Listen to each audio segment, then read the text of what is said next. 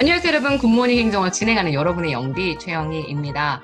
네, 새로운 월요일의 시작입니다. 이번 주에 우리가 다해서 재무행정을 마무리를 할 거예요. 여러분들이 힘이 좀 들 수 있겠지만 그래도 최선을 다해서 한번 정리를 해보도록 합시다. 자, 재정 수입과 지출. 일단 재정 수입에 관련된 자료 보시라고 제가 얘기를 했죠. 조세 부담률도 국민 부담률도 특히 그중에 조세 부담률은 여러분이 상식적으로 좀 알고 계셔야 됩니다. 국세나 지방세 수입이 경상 GDP에서 차지하는 비중, 우리나라 전체 GDP에서 세금이 어느 정도의 크기인지를 설명하는 거여서요. 제가 아예 조세 부담률에다가 빈칸을 쳤습니다. 요거 기억해 주시면 될 거고요.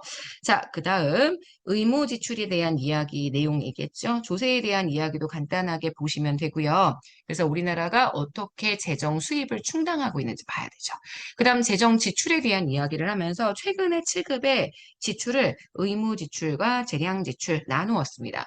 의무 지출은 반드시 법적으로 지출 의무가 발생하는 형태의 지출.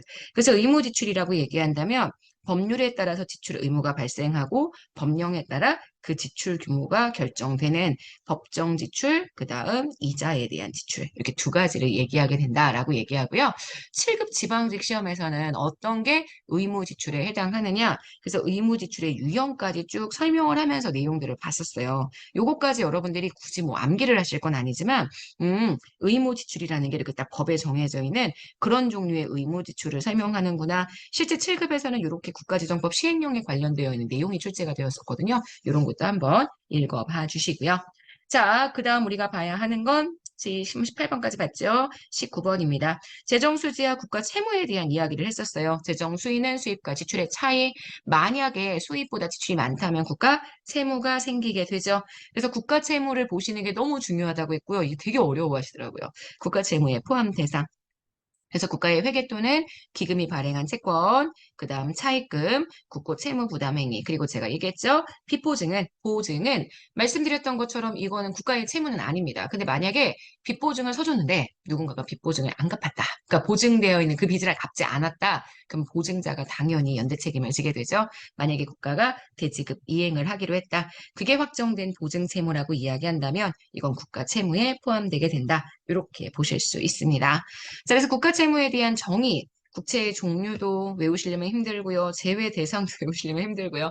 근데 외우는 건 사실 부수적인 것 같고요. 무슨 말인지를 아시는 게 정말 중요합니다. 대부분 무슨 말인지 잘 몰라서 헷갈려 하시더라고요.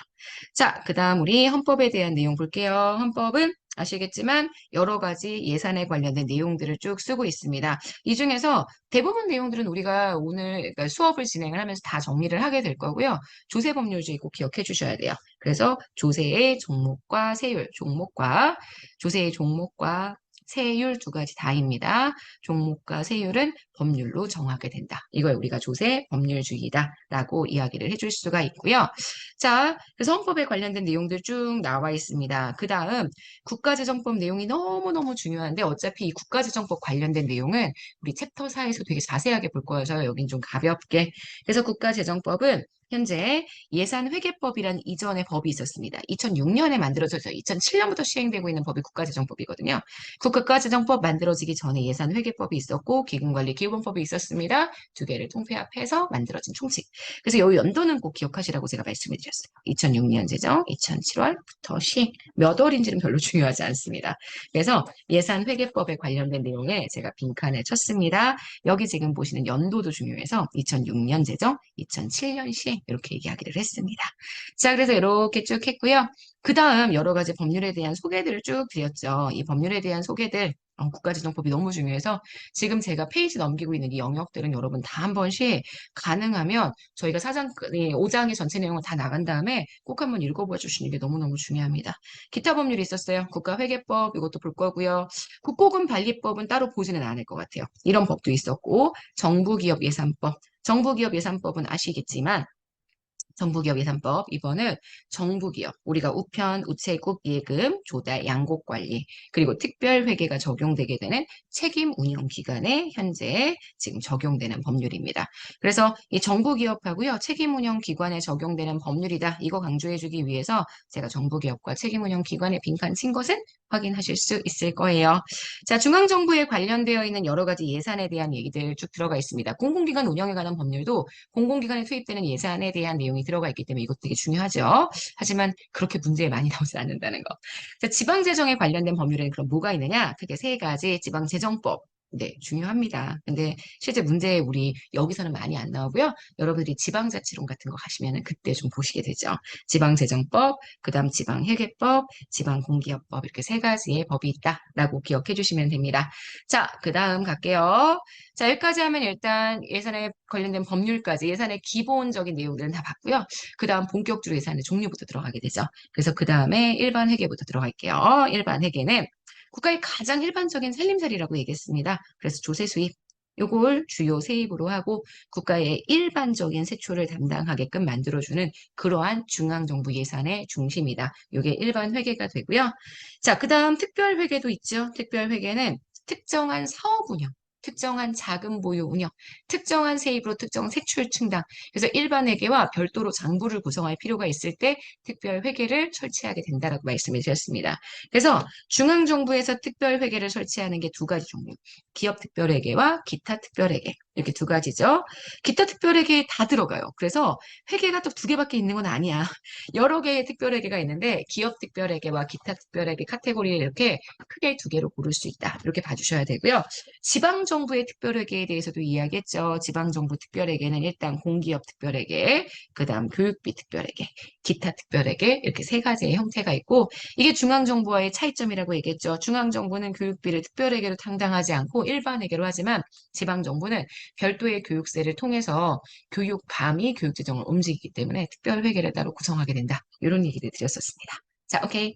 자, 그 다음이요. 기금에 대한 얘기도 한번 들어가 보도록 할게요. 기금은 특정한 목적으로 특정한 자금을 신축적으로 운영합니다. 그래서 기금이 정말 다른 예산 항목들보다 신축적으로 운영이 될 수 있다는 제일 중요한 증거가 제가 뭐라고 이야기를 했냐면 바로 여기 금융성 기금 같은 경우는 30% 범위 내에서 국회 심의 의결 없이 주요 항목에 대한 지출을 변경할 수 있다. 이렇게 말씀드렸던 거 기억하시죠? 그래서 금융성 기금은 30% 국회 의결 없이도 항목을 바꿀 수 있다. 금융성 기금을 제외한 나머지를 비금융성 기금이라고 이야기를 하는데 지금 보시는 이 비금융성 기금 역시요. 현재 20% 범위 내에서 자유롭게 운영할 수 있다. 이게 일반적인 예산들과는 일반적인 회계와는 다른 차이점이다라고 이야기를 해줄 수가 있습니다. 여기가 28번이었고요. 자, 기금에 관련 절차에 대한 이야기 간단하게 해볼까요? 자, 2003년부터 모든 기금에 대해서 정부는 회계연도 개시 120일 전까지, 회계연도 개시 120일 전까지. 그런데 예산안과 절차가 똑같아요. 국회에 기금 운용 계획안 제출하고 국회는 회계연도 개시 30일 전까지 기금 운용 계획안을 현재 심의 의결해줘야 한다. 이건 예산안과 절차가 동일하다라고 기억해 주시면 됩니다. 자, 그 다음에 우리가 시기에 따라서 예산을 또 구분을 했죠. 그 시기에 따른 구분이 지금 보시는 것처럼 본예산, 수정예산, 추가 경정 예산이고요. 본예산 중요합니다. 수정예산 중요합니다. 추가 경정 예산 역시 중요합니다. 추가 경정 예산은 여러 가지 편성 사유의 제한이 나타나게 되는데 이 편성 사유의 제한이 어떻게 나타나느냐 이게 문제에서 꽤 자주 출제가 된다라고 말씀을 드렸었고요. 자, 일단 법령에 따라서 국가가 지급해야 하는 지출이 발생하는 것 이게 우리가 이야기하는 추가 경정 예산의 사유에 해당하게 된다라고 이야기를 해줄 수 있습니다. 자, 그래서 법령에 따라 국가가 지급해야 하는 지출이 발생하는 경우 이렇게 내용들을 봐주실 수 있고요. 자, 그 다음에 31번으로 들어갈게요. 예산 불성립에 관련된 내용들 들어가 있습니다. 준예산, 가예산, 잠정예산, 회계연도 개시 전까지 국회에서 예산이 의결되지 못했다. 그러면 전년도 예산에 준해서 집행할 수 있는 예산 제도를 우리가 준예산이라고 본다. 사실 가예산이나 잠정예산은 우리나라가 사용하는 방식은 아니기 때문에 준예산에 대한 내용만 일단 알고 계시면 큰 문제 없을 것 같아요. 오케이. 자, 여기까지 해서 우리 오늘 굿모닝 행정학을 마무리하도록 하겠습니다.